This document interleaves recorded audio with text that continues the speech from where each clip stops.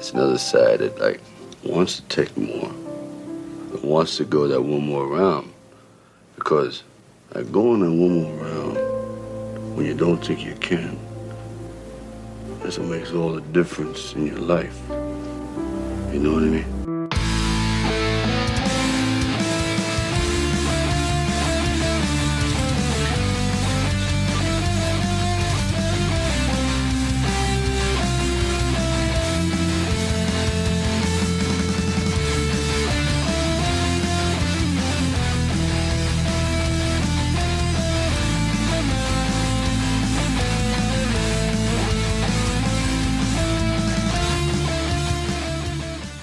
Welcome to One More Round, the Rocky Series podcast. I'm your host, Ryan. With me today, as always, is Kyle and Katie. Now, before we get going, I just want to let our listeners know that Katie is in Ecuador. Buenos dias. Buenos dias. Katie, tell us your situation. What's happening? Why are you in Ecuador? Why are you not home? Well, I went to Ecuador, Galapagos, and Quito, and Guayaquil, and the Amazon for vacation. On our way home, we have to take a test to get back to America, and we have COVID, my friend and I, along with a number of other people in our traveling group. We have no symptoms, thanks to us being triple vaxxed. We feel completely fine, but we cannot re-enter our country. We test negative, so we are stuck in a hotel in Ecuador until we test negative. You know, I miss my dogs. Has anyone asked you to bring a package home or anything like that, them as a favor or for an exorbitant amount of money? I have asked with every animal we meet if I could bring him home, but no packages that I've been requested to smuggle back. That's good, because your stay in Ecuador might be a little longer than... Yeah, please. Far too long. Yeah, don't get arrested. Please don't get arrested. It will not. I don't know if I can find another female host as good as you. Ah. Yeah. You're definitely part of this trio. Yeah, can nobody die for at least till we get through this series? After we're done recording Rocky Balboa, go ahead. Do what you got to do. All right, Kyle, how you doing this week? I'm doing pretty good. Nothing terribly exciting. I'm COVID-free.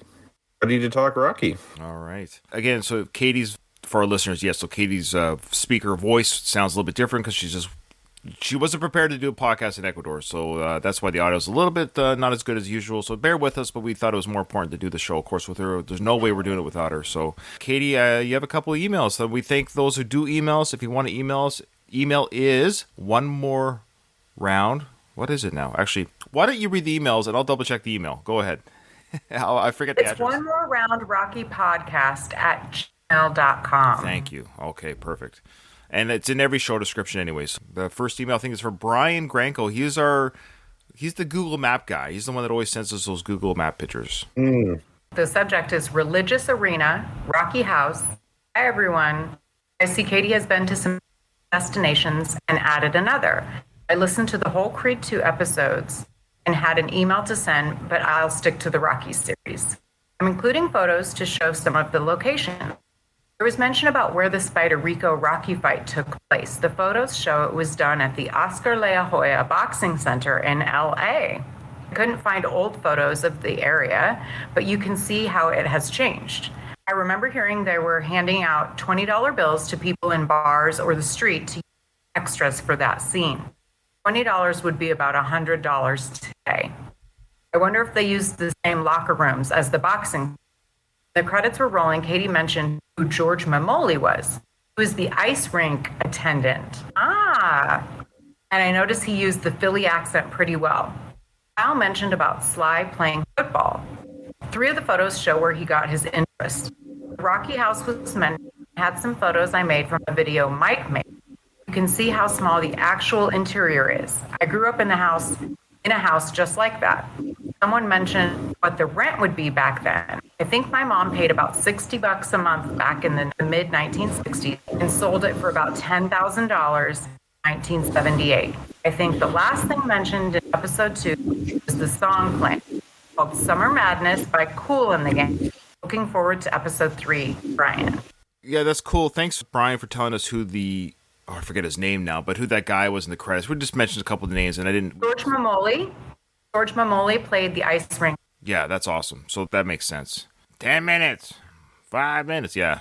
Thank you, Brian. He's always great with that information. He knows those locations and what have you very well. And Brian, we appreciate your support. He's one of our patrons as well, so thank you for your support on Patreon as well. Thank you so much. All right, we got another one from E.M. King. He's another one of our faithful listeners from the old show. He says, I am going 23 bums first Rocky, Price is Right style. Brian, what do I win if I get it correct? Keep up the amazing job on Rocky series. I never thought I would listen to another run of this same series. Excellent job. I'm in for the distance. Thanks again, Ian. In the bum pool here. So, yeah, that's E.M. King. So he has 23. Yeah, E.M. King. So if you want to join the bump count, it's still not really too late. We'll take the honor system. You know, we've got people you can join late, because sometimes people listen to podcasts, they wait for 4 or 5 episodes and then they join, right? So we'll take the bump count up to, let's say to the time that Apollo picks Rocky's name. We'll take the bump count up to then, and we'll honor system. Like, what would have been your honest choice? So 23 is a pretty solid guess. I kind of like that one. What do we have right now there, Kyle? What's the bump count? The 2 episodes you've done were 6 bums in. There is 6 bums in the first episode, 0 bums in the second. Then we'll see about the third here. All right. Well, if we get to far enough along in this episode, there are going to be a few coming up. What does he get? He asked what he got. That's a good question. What does he get? Let me think about that, EM. I don't know. Maybe I'll send you some Sterno alcohol. Is that what it's called, Sterno? Yeah, Sterno You're bombs. a Sterno bum. Yeah, okay.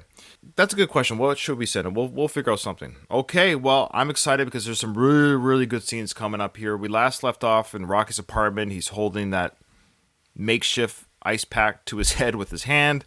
And the next sequence, of course, is the first scene with Adrian and Rocky inside the pet store. So let's check some of that out. Oh, yeah, and Brian mentioned that was Cool in the Gang. I said KC Sunshine is Cool in the Gang. Yeah, that's right. Cool in the Gang did this song that Kyle likes. It's in the background, that wee sound.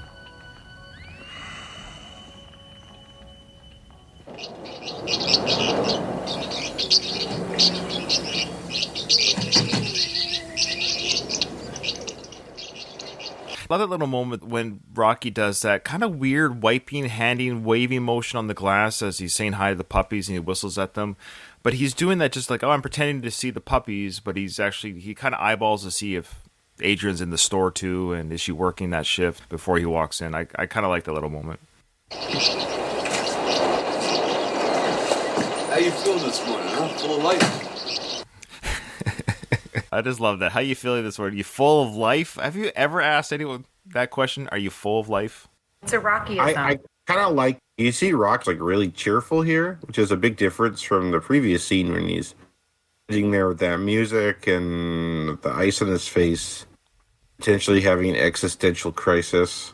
Now he's kind of out and about. He has an interesting life because he's not really on the 9-to-5 schedule that most of us are on. He does fighting in the evenings and then like occasionally does work for Gazzo, but otherwise just kind of milling around town. Seems like he's pretty happy here. Maybe seeing Adrian's kind of the highlight of his day. Oh, I think he just tries to convey a different persona when he's outside. My challenge to you guys this week is to ask somebody, are they full of life? How you doing today? You full of life? And to see what the response is. I'm going to do that. I'm going to work tomorrow. I'm going to do it with somebody. I'm going to say, how are you feeling this morning? Full of life? I want to hear the response. But she says fine. Adrian says fine. Now look behind there. This copy of the movie that we're watching, I think it must be like a high-def 4K version. I noticed things on here that I didn't see before or notice before because it's really clear and crisp. And the signs in the background, it says steam, sauna, massage, shower. Look at that grubby place. Can you imagine going in there for a massage? I've noticed, I guess, like you can get a mic to grease you up in the back. Rocky does talk about taking a steam later on. That's true. Which would be good if your muscles are sore and stuff from fighting the night before. So what's the difference between a steam and a sauna? sauna? Almost. Sauna's dry. I guess, yeah, it's a dry heat, but I find that I'm sweating so much it feels like a steam. Yeah, you're right. I guess it's that dry heat from the rocks. Yeah. One thing I love, having not grown up in the 70s, looking at like packaging and stuff like that and seeing what things look like back then. So just kind of looking at the pet foods back there, what it is on the corner of the counter here. Like it almost looks like kids' toys or something like that. The fish foods. Yeah, right. Now, the steam thing, I have a question about the steam. In this context, it totally makes sense. However, I've been confused watching this because when they go to Anne's bar and Rocky asks where Polly is, he says, in the steam room. So are they also referring to the bathroom? I think in the context of this sign here, it certainly isn't referring to the bathroom because I wonder if it's like just like a nickname for the bathroom because it's humid and gross or whatever in there that you kind of sarcastically or jokingly call it the steam room. Or you leave a steaming pile of... Yeah, that's why... Sorry. After I'm done, it's a steam room. Hey, how you doing, killer? How you doing, killer? As he says, petting the little dog there. How's the turtle food this week? Fine. Me, I'm kind of aggravated, you know? Oh, I'm sorry. He's been leading up to this moment in his mind. He's, how's the turtle food this week? It's fine. He said, well, I'm a little bit aggravated this morning. Oh, I'm sorry, says Adrian. But it doesn't even look up. No, she doesn't look up. One thing I find interesting, too, he reaches behind the counter. Because that turtle food and stuff there is behind the counter. Presumably the clerk there has to get it for you. He just kind of reaches over and takes it. And to me, that's very dominating. Like if I were working there, I'd be very put off by that. I'd be like, what the f are you doing? But Adrian is so the opposite of being dominant. I think she probably doesn't even phase her there. But I wonder if that makes her feel a little bit uncomfortable. And Rocky probably just doesn't realize he's doing that. So Rocky's supposed to say, well, it ain't your fault that he's aggravated. He goes, it ain't your fault. But he goes, do you want to hear about it? This is like a comedian setup. You got to build up the storyline for the punchline. This is all part of the... He's just trying to get to his joke, and she's taking the conversation seriously. Kind of aggravated. You want to hear about it? I'll tell you somebody you don't want to hear about it. Yeah, you doing, Gloria? You know, the last turtle food I got here had more moss in it than flies. You know that, Adrian? These moths, they get caught in the turtle's throat right about here in his cough, right? And I gotta smack them on the back of the shell, and what do you think they get? Huh? And they get what? Huh? For what? Show shot. They get show shot. What do you think? You're starting with the bad jokes early, huh? Well, no, I just inventing jokes ain't so easy. So. You got a smile out of her. She does a cute little smile there, absolutely. And another thing I noticed is that he does touch her arm to get her attention. I think we have to remember, though, and I know this is going to be a discussion for later, so I don't want to get into it right now, but I think we have to remember what we're seeing here. This is not the first conversation. I think a lot of people think this is the first conversation. This is one of many. He has been here a lot. He's a regular at the pet shop. He knows where to grab the turtle food.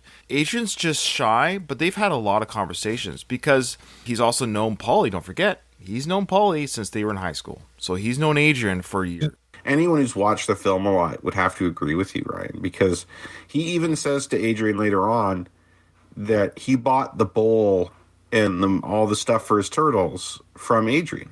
So, like, he has to have met her before. Plus, like you said, he's friends with Polly's. That would be insane if that was the first time that he saw her. You know, maybe the attraction has just started recently, last year or so, or half a year. Who knows? Even just a few months. But Rocky's made it his mission as of now, like, yeah, his romancer. And he's not done anything inappropriate, I don't think. Katie, has he done anything inappropriate that you think? No, he's really trying, though, because when he's asking her, what do they say? What do they say? What do they get? What do they get? She kind of makes giving him nothing. Makes a, like, I don't know, what do you want from me? Sort of a... But then she smiles, so it's really hard for him to read her. And so I think he's being respectful. Absolutely. The only thing I'll say, and this is a more modern interpretation, I don't think this applies as much in the 70s here.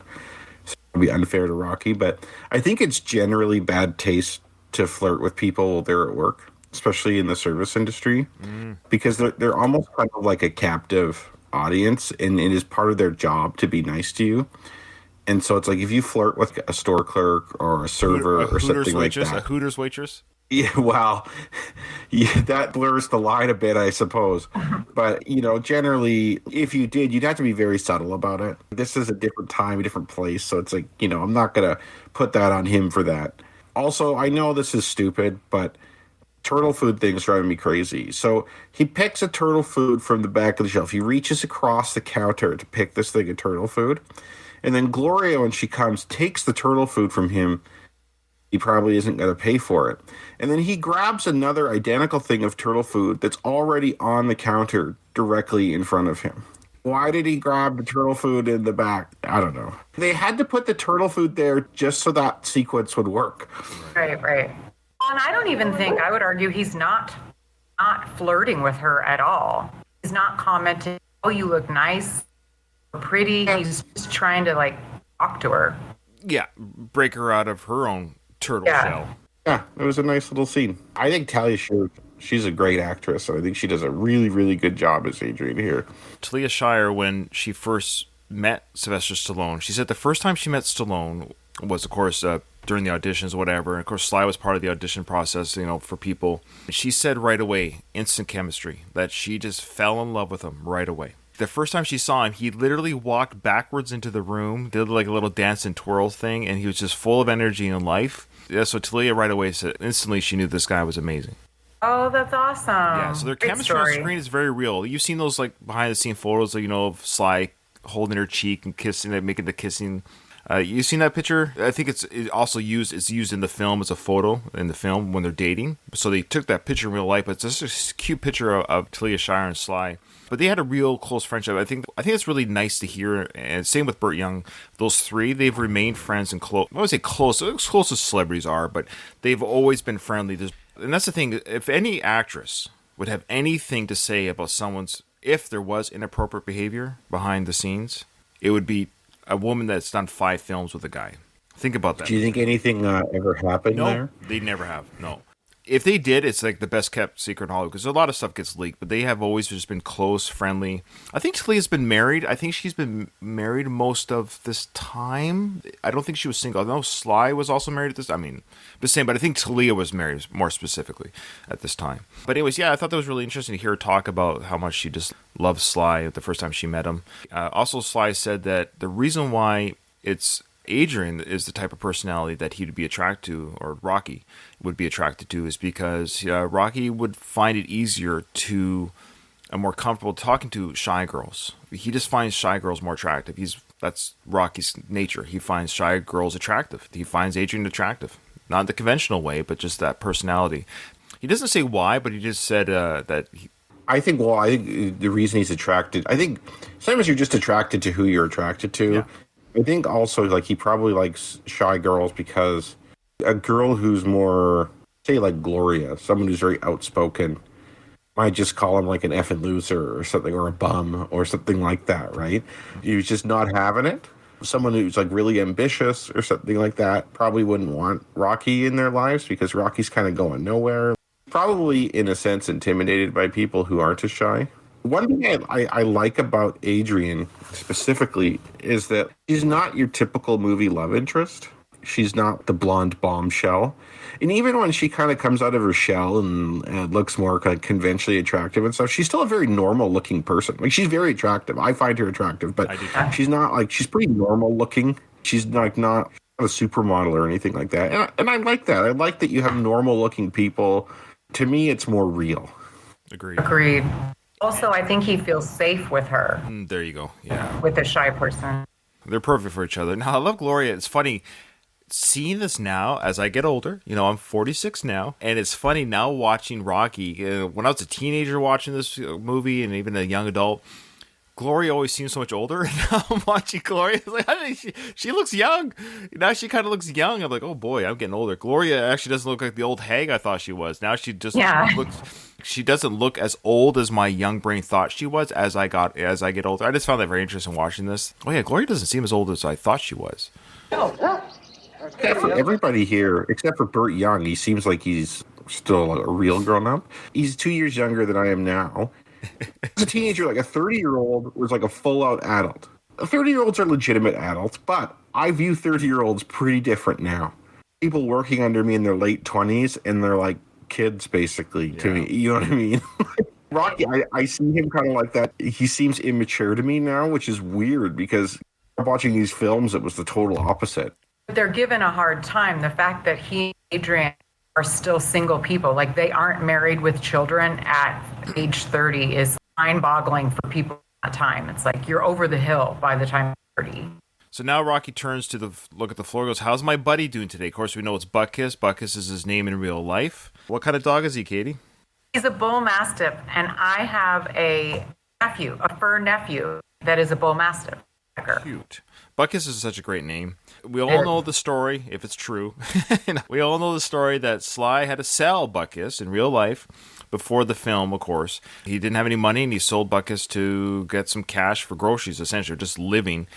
And I believe that's much true, but what is disputed is who he sold it to and how much he got it back for. There's been a couple stories. Jimmy Gambino, who plays Mike in this film, apparently he is the one that bought the dog from Sly. That's the rumor, or that's the story that he tells on an episode of a podcast I heard. And then I also heard that if it wasn't him, it was somebody else, but that Sly apparently offered $25,000 to get it back. So both might be true, or one or the other might be true, but what are you guys' thoughts on that? Or what have you guys heard? The story I heard was that he sold that dog in LA outside of like this liquor store to this random guy. Didn't know. I don't know how much. Like, it'd see like $1,000, which is insane. That's a lot of money.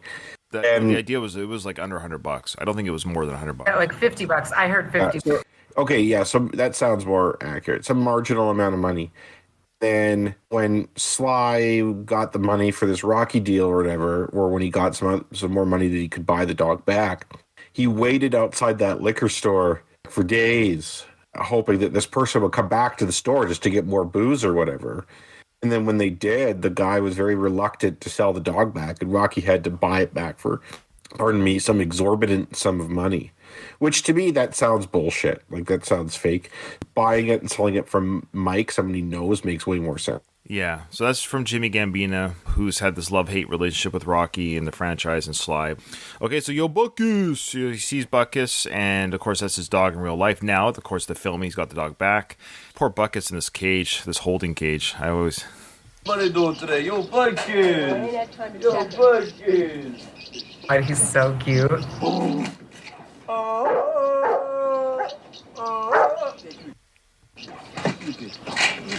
Adrian, All right, so of course, I know we all are heartbroken over that scene of Buckus in that cage. I just don't understand why he's in that cage. And the only thing I can think of, and this is my retcon of what's happening, why Buckus is in the cage, because he's in a kennel. He's in a kennel, which is fair. Dogs are kennel, they're allowed to be in kennels.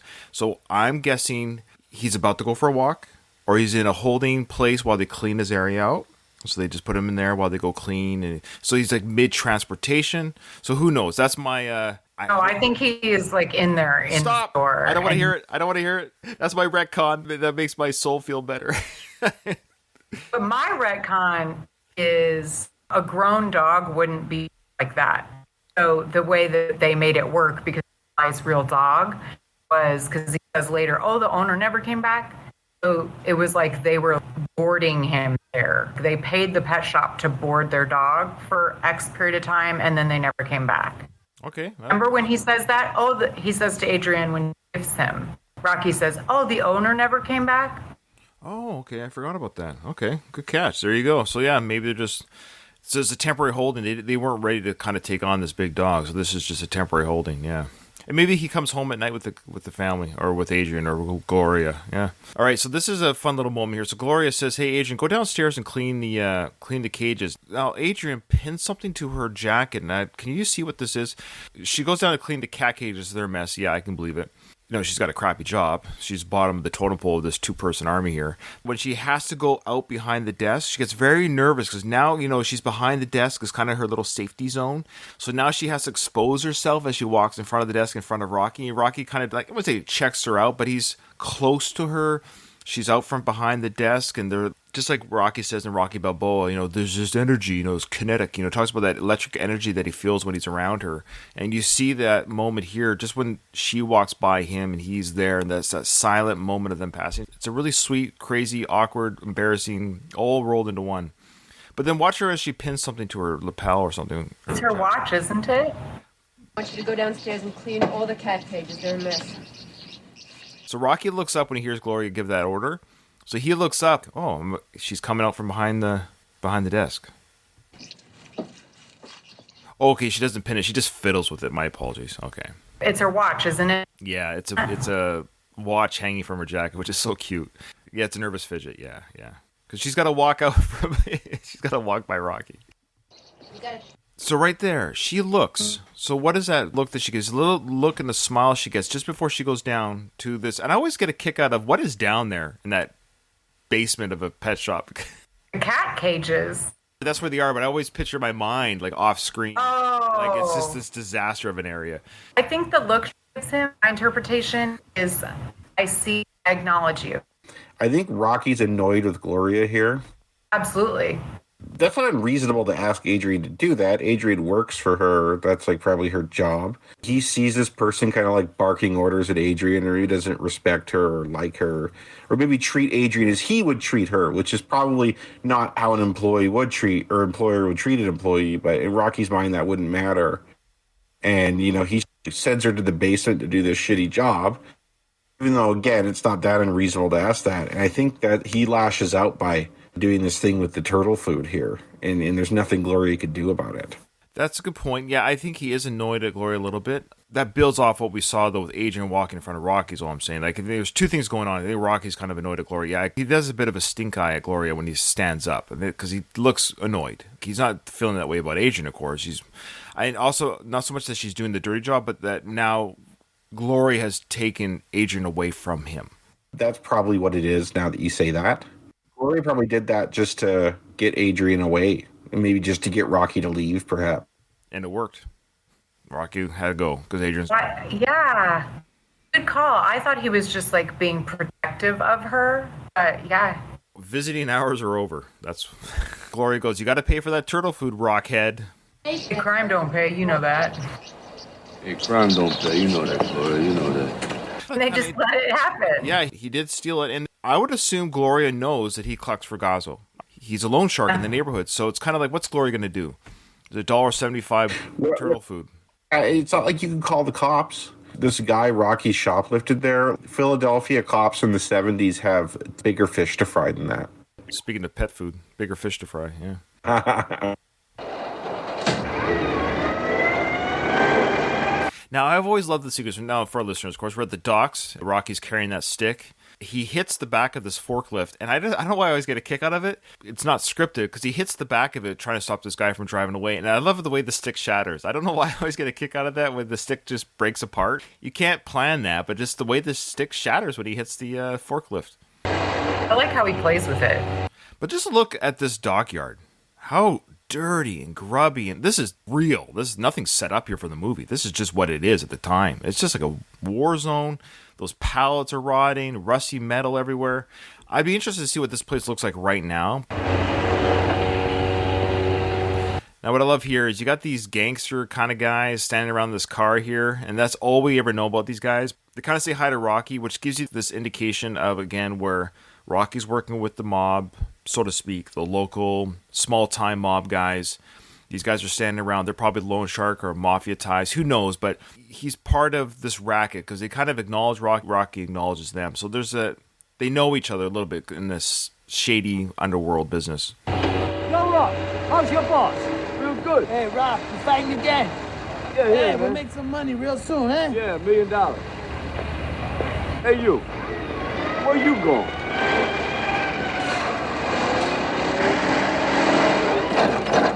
Now, this guy that he captures, I forget his name. Do we ever get his name?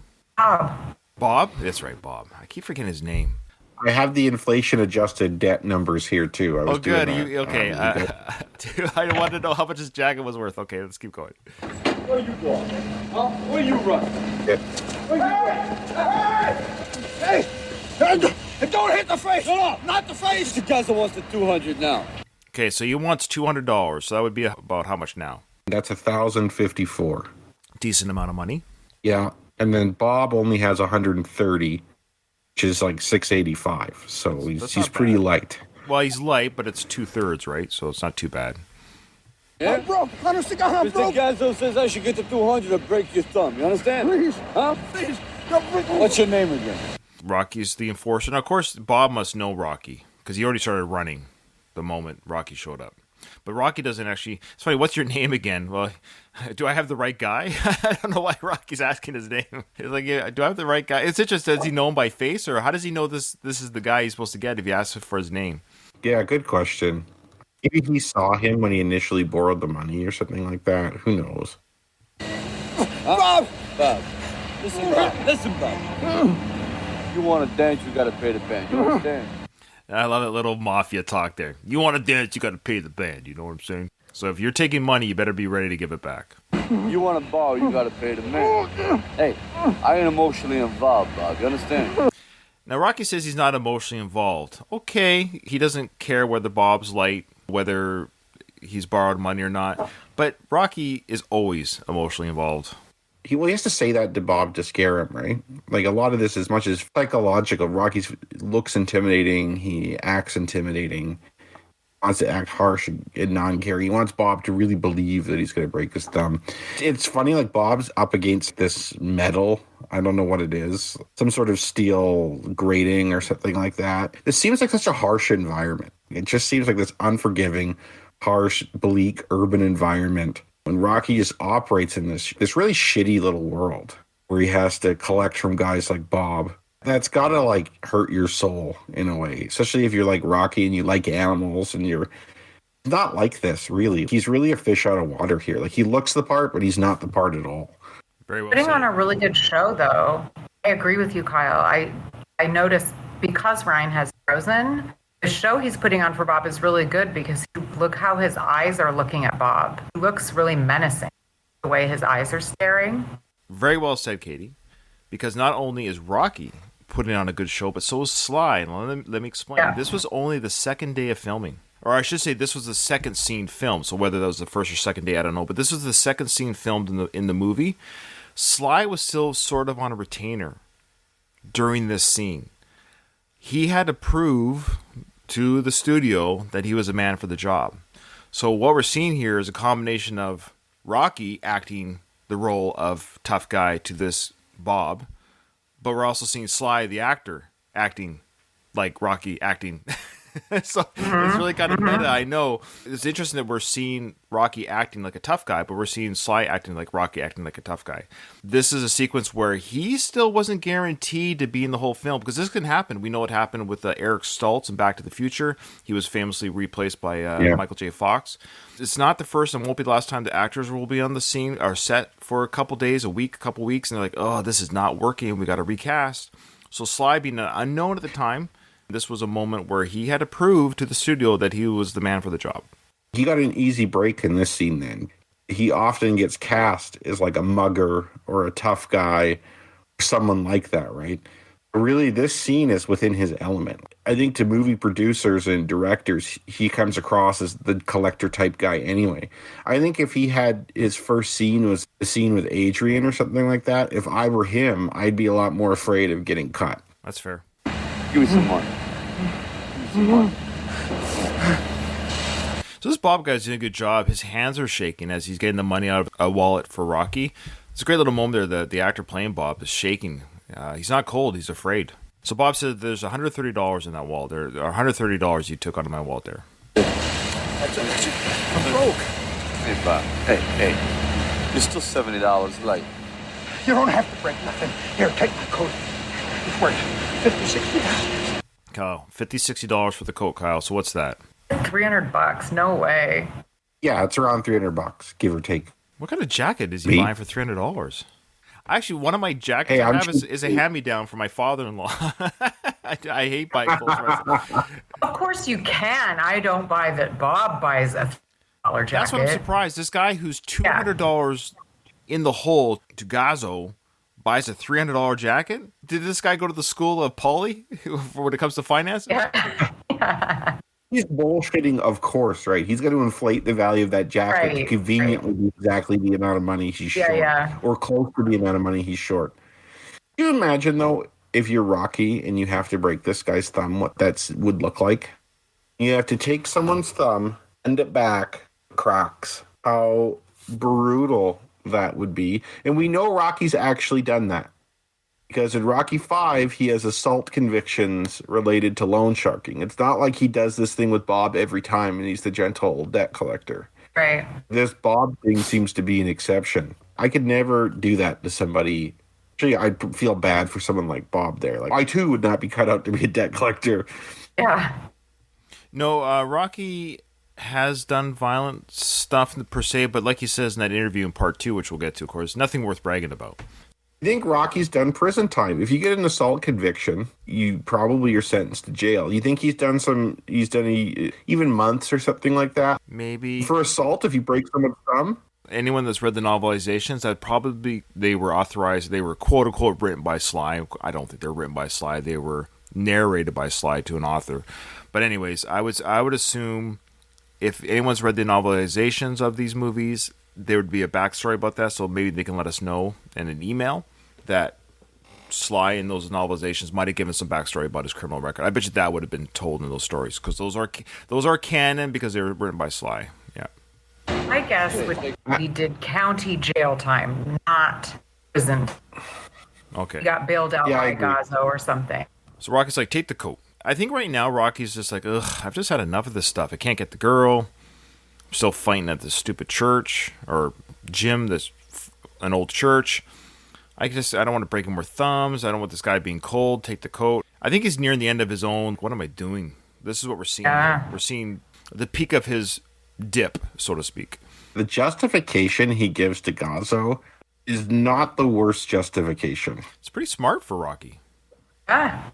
I don't think that's the reason why Rocky didn't break his thumb, because he says that if he breaks his thumb, the guy gets laid off, he can't make money, he can't pay the rest of his debt. Right, which is not a big picture thing. Gazzo's probably willing to take the loss on Bob's debt if that happens in order to make it seem like anyone else who borrows should be afraid to not pay them. Like Gazzo's thinking more long term, right? Yeah. But even so, that's not a horrible justification. Yeah, I think it's bullshit. I think Rocky doesn't want to break his thumb. He's done with this. Yeah, because look at his face here. Take the coat. He's like, ugh, I'm just done. Take the coat. So take the coat. You know, you should have planned ahead. You know that? You should have planned ahead. We'll fake it. I'll tape up the hand like you broke the thumb. Planned ahead. Gazzo don't have to know. He won't be wise to nothing. Gazzo won't be wise to nothing. Keep the coat. Keep. So it's interesting too, because we're seeing this guy is like, Gazzo has a reputation. I guess he does have some sort of reputation, because it's like, I'll tape my thumbs like you broke it. Gazzo doesn't have to know, because there's probably a part of him who's like, if Gazzo still doesn't think my thumbs are broke, he might send somebody else to break them. So he's not doing that for Rocky's sake. I think we're led to believe that he's telling him, Gazzo doesn't have to know, not for Rocky's sake. It's for his sake. I don't want Gazzo to know they aren't broken, because he might send another thug after me to break them. Possibly. Rocky could get in trouble for not breaking his thumb, right? But does he care? Hey, Rocky, you did me a solid by not breaking my thumb. I'll do you a solid by making it seem like my thumb's broken so you don't get in shit from Gazzo. I think it's a bit That's of how I took it as well, but it could be both. Yeah. Because they just met. I don't know why he'd be so sweet on Rocky, but sure. I think he's more concerned about his own safety, because he keeps saying keep the coat, meaning take something to Gazzo more, because I don't think he wants any more. I don't think Rocky's the only collector. No. Maybe. I don't think he's actually going to tape his thumb. People say stuff in the moment like that, and they don't actually follow through. That Bob guy was great. Yeah. Whoever that actor is. He had like spittle on his lip, slobbering. He gave it his all. Genuinely scared. Yeah. He was believably terrified there. Like, it's... gotta give it to actors, the good ones, who can really replicate those kind of emotions. Like, that is not an easy thing to do. I couldn't be an actor. I would suck at it. So the famous scene here, of course, of Rocky smoking, playing with that ball, the train going by. This is a sequence here where, the film crew was ready for the train. They wanted the train to go by, so that was all timed. Train's coming. No, start rolling cameras. And so they waited for this shot. I also love, so there's no cell phones to be like, okay, pick me up at, this is where I am. It's like they just have a set place and or a set time that they're going to come pick him up. Right. I can't fathom that. No cell phones. You can't call and be like... But we lived through it, though. Like, we say that, but all three of us lived through a time, especially in our youth, where we made arrangements via the phone. It's okay, I'll pick you up at 7:30 at the corner of whatever, and we just counted on it because there's no way of verifying. I'm on my way, or where are you? It's like you kind of had to wait. Yeah. True. You just don't think to set that kind of stuff up now because you don't have to. Yeah. You only had 130, but I think he's good for the rest next week, Mr. Gazzo. Okay, so he hands him the 130, calls him Mr. Gazzo. I love Joe Spinelli here. So they met, Joe Spinelli, who plays Gazzo, Sly and him met actually on the film set for this one. So Sly recruited Joe for this film. They met on My Fair Lady. Good. Joe also, he will show up later in the movie Taxi Driver, Martin Scorsese. He's the cab dispatcher. Seeing him in movies, I don't know why. There's something about Gazzo I really like. Oh, there's just something likable about him. I like his kind of voice, like that shrill, I think we're running some kind of charity.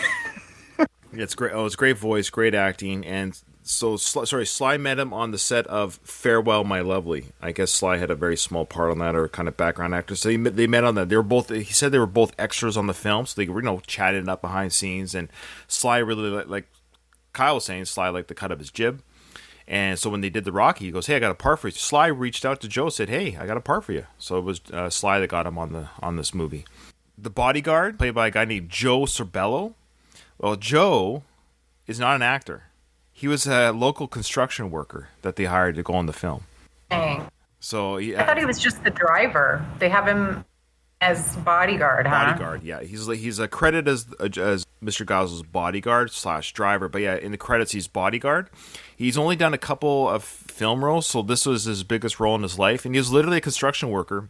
Sly said he was a really nice guy in real life, but played the a-hole in the movie very well. What a claim to fame. Yeah, imagine just doing construction in Philly, and now you're Gazzo's bodyguard. The way he delivers his lines is so great. So Gazzo say, "Yeah, sure, Rocky, Bob's good for it." So they know, yeah, Bob's good for it. Yeah, sure. Rocky, Bob's good for it. That's it for today.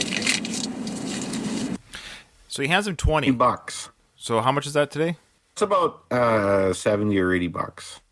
I love the way Rocky grabs the money, too. It's an interesting scene, the way he just grabs that money out of Gazzo's hand. I don't know why, the way he just kind of snatches it like it's going to go away. You get a desperate energy from it. That's right. It's interesting that Gazzo doesn't ask him if he broke Bob's thumb, which I think maybe you think at the beginning is because he trusts that Rocky would have done it.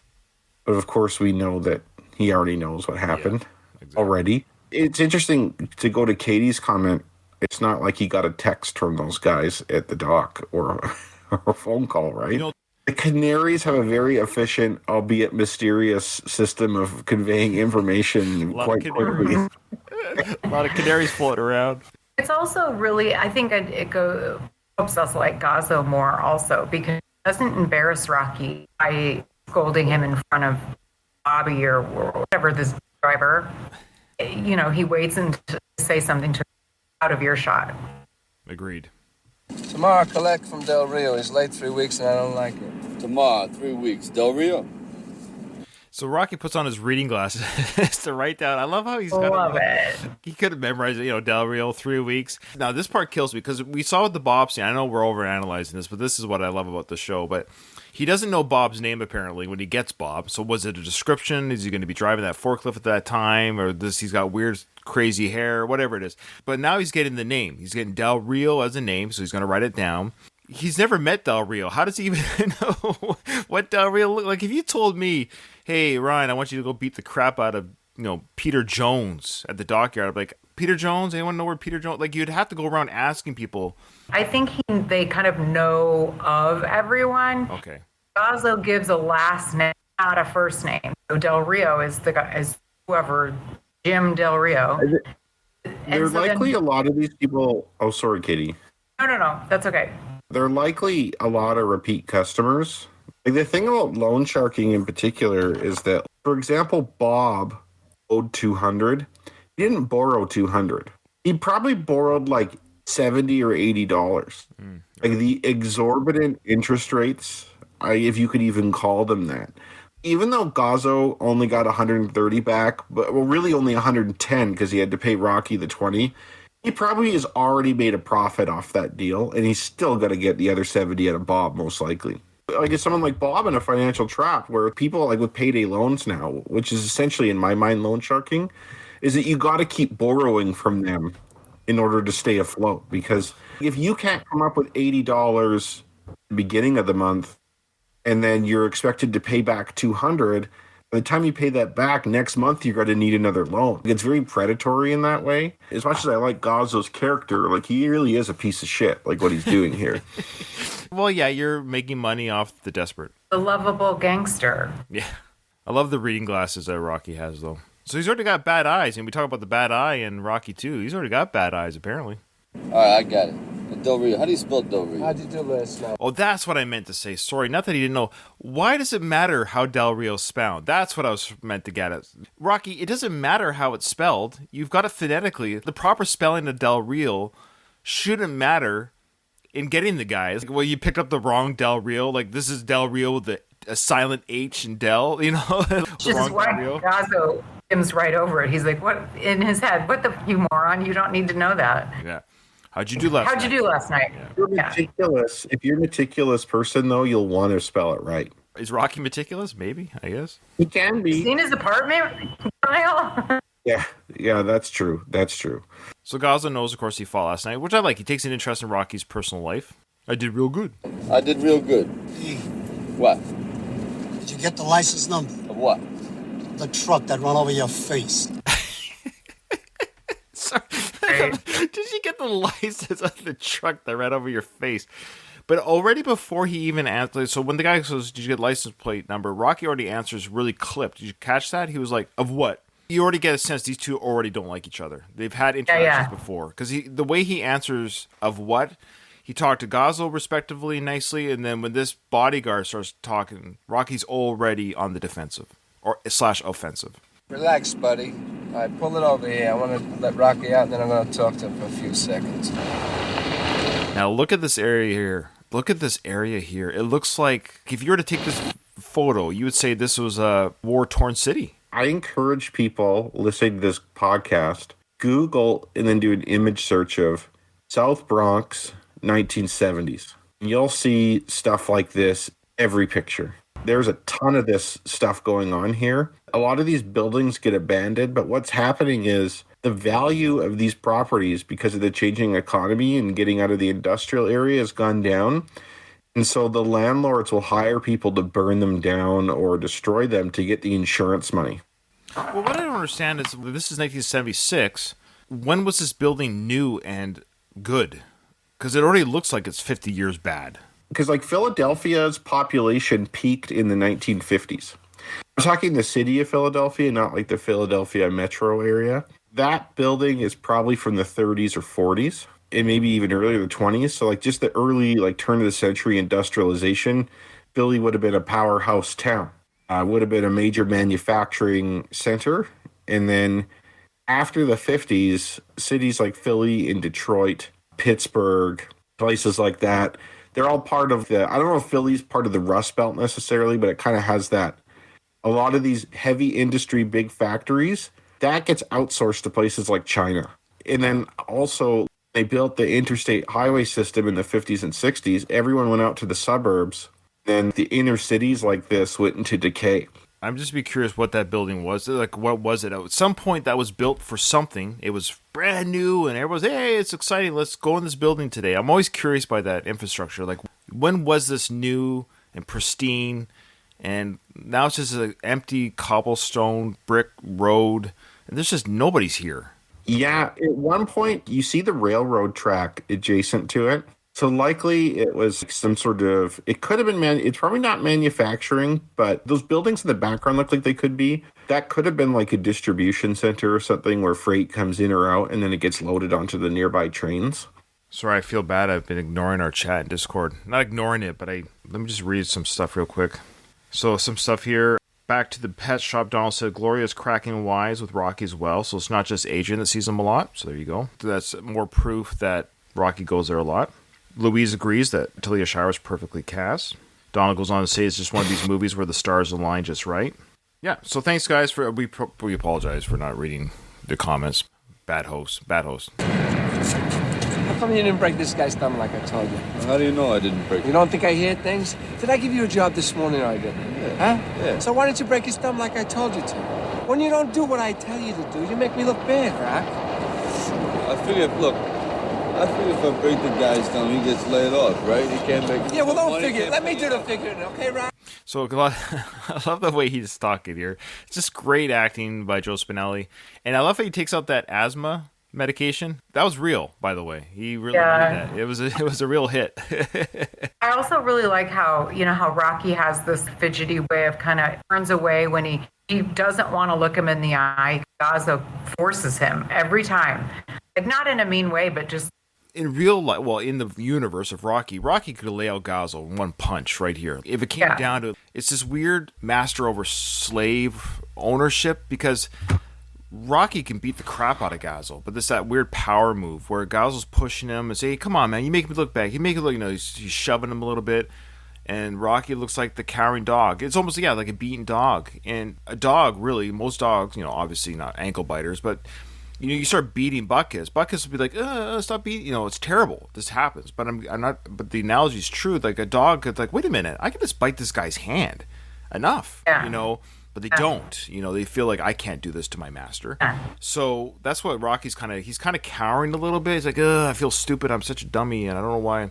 And Gazzo kind of enforces, let me do the figure, and you're not smart enough to figure things out. Let me do the figure. But he's right. It makes me look bad as a mob boss, but at the same time, don't do the figure, and I'm the mob boss. You're just the enforcer.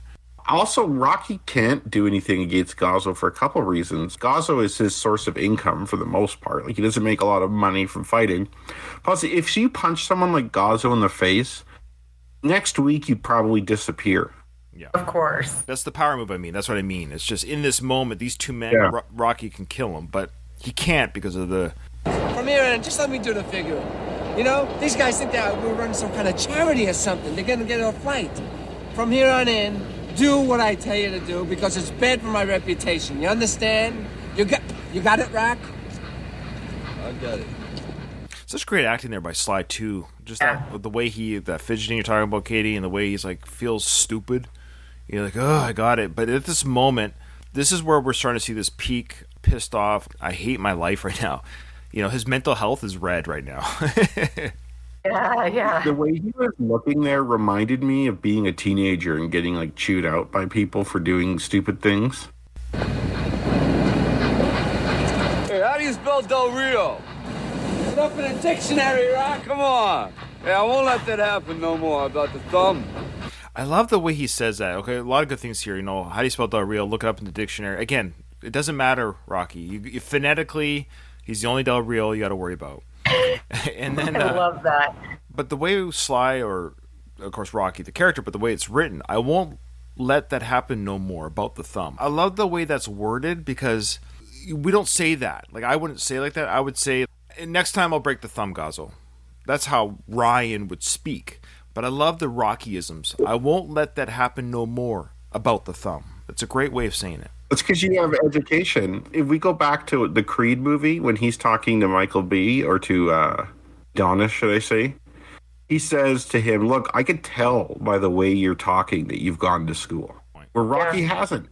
Rocky dropped out of like the 9th grade or something like that. So 14. So he hasn't had a proper formal education in 16 years. Yeah. He makes all these grammatical errors because he doesn't know any better.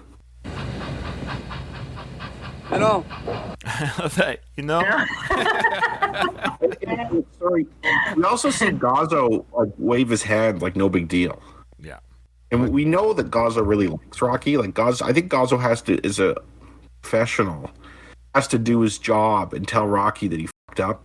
But then he's not gonna hold it against him, right? Like he's not nothing personal about it.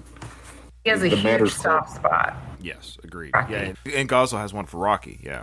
It's a potential bromance going on there.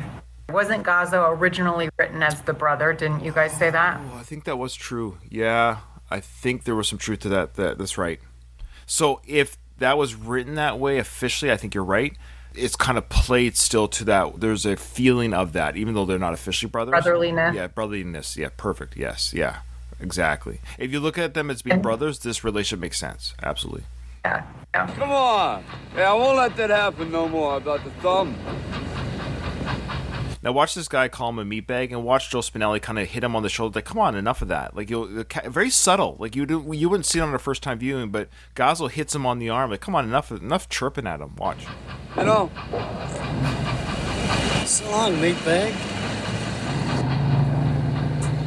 This good little stuff. And then of course Rocky says the famous line. I should have broke your thumbs. Great music by Conti. This part of the movie is so sad. Yeah. Like it is lowest. Now, if you're watching this movie for the first time, you're 16 minutes into the film, you're like, what? Like, this is not depressing, but this guy's life is just like, can't get the girl, can't be a good enforcer, can't win boxing, lives in a crappy apartment. Wow. This guy's got quite the life going. It's really that when it rains, it pours. This is not a good week. Sometimes you have weeks that are better than other weeks, and this is probably not one of Rocky's best weeks.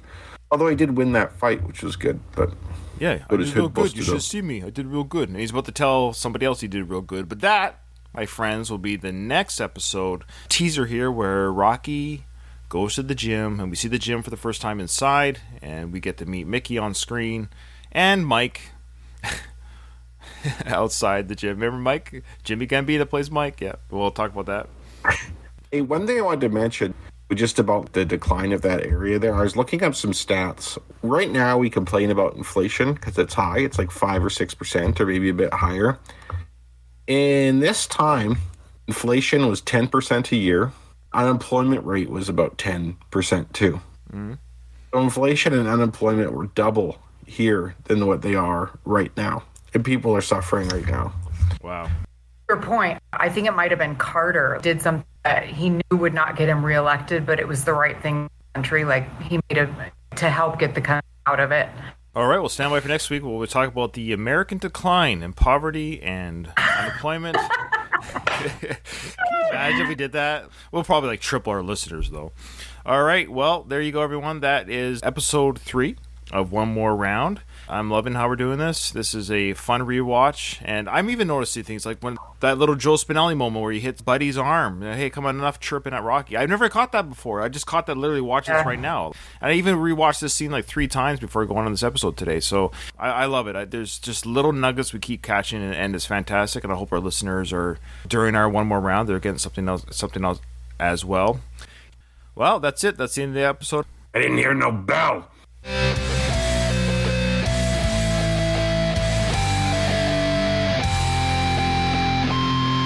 I just want to